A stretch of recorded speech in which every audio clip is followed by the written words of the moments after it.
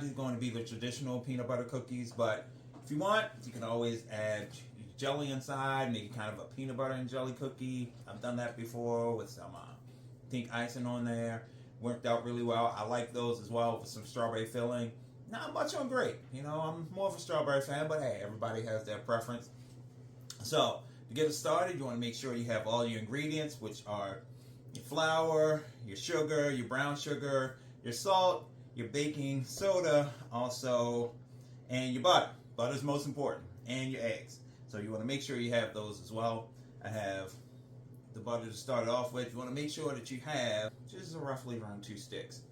So you want to make sure that those are soft. You can either leave them out, or if you want to microwave, I would say usually about maybe 10 to 15 seconds in the microwave. Just make sure that they're soft to the touch. They're not too mushy, that you're able to put just an indentation in the butter. Not going all the way in. Just press it and it just kind of a little bit soft.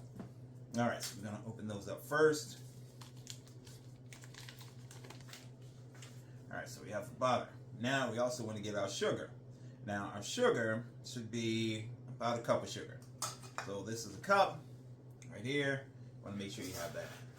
Anytime that you see a little much, just want to level it off. You want to make sure that it's flat on top. You can always use a butter knife, which I tend to use, kind of flatten it off.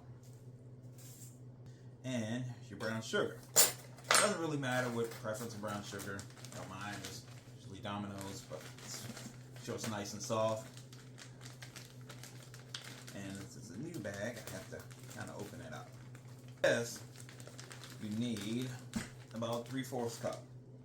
Just this little one right here.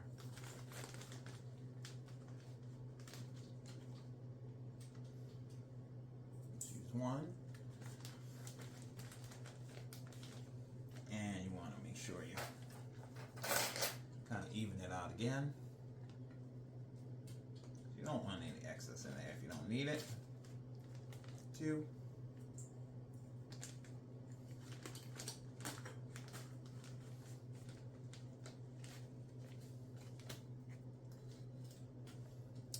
And 3.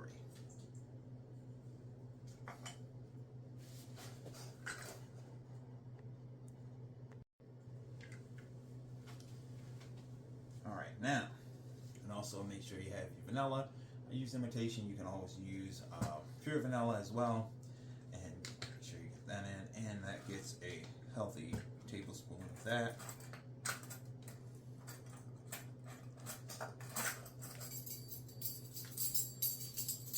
Which is the big one right here. Just pour it in there. Sprinkle it on there. Now, what you do is grab your mixer right here. Make sure you mix it for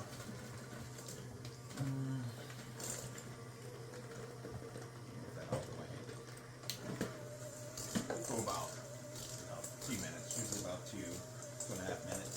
Make sure that the consistency is really creamy. Now, what I do is a little unorthodox, but I put my eggs in. Make sure you have 2 eggs. They're usually room temperature. Crack one. Then I mix it. But this is just my preference. Everybody's a little different. Just to get it mixed in there, then grab another egg. And you mix that in. Now, you also take 2 cups of creamy peanut butter. Doesn't matter the brand, whatever your preference is. And you just add that in there as well. Scrape it on in there. Make sure you get all of it in. And you mix it in there as well. Now, once that's done, you have to get your dry mixture that you're going to pour into your wet mixture. And you're going to get your cups. Which are 2.5 cups of all-purpose flour, which you can level off as well. Grab this, it's lefties, I have to do everything backwards. Just let me put a little more in there. And let off.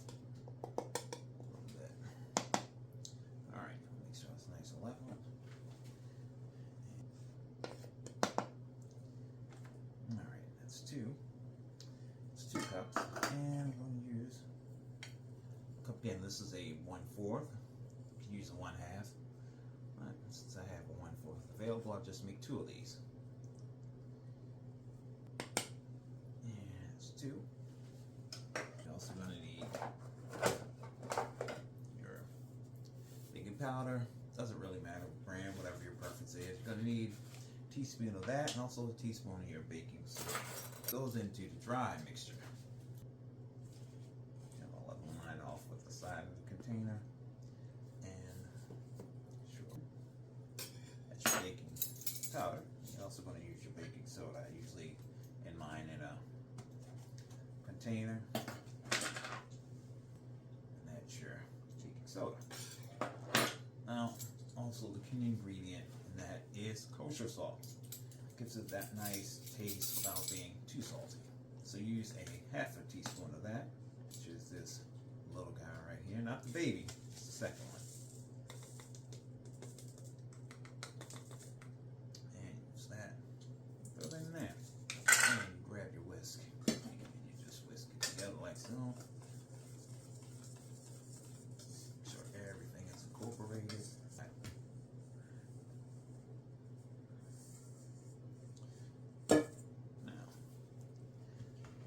Put in there. Let it mix about 2 to 3 minutes on a medium. Yeah. On medium, where you get everything in, everything stays in the bowl. You'll see it until it gets like kind of like a crumbly texture, but you want to make sure that the beaters meets the bottom of the bowl, and make sure that you get everything mixed in together. You really. When you have it, you're going to see all that flour disappear in the bowl.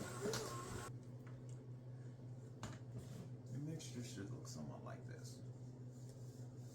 It's like kind of like a creamy texture, not too crumbly. It should be smooth when you scoop it. Also, when you make it into form little balls before you cook it. Now, the key to this to hold this all together is that you actually have to refrigerate it. So the longer you chill it, the better off the cookie will be. If you want, you can do it for 30 minutes. Usually mine, I'll do for maybe an hour to 2 hours. It comes out perfect. But you can use 30 minutes if you're in a hurry or you're in a pinch. You can always just wrap it, put it in the fridge, and that way it's good to go. Mine are usually, I'll usually actually boil mine first and then put them in there. But you know, whatever preference you like is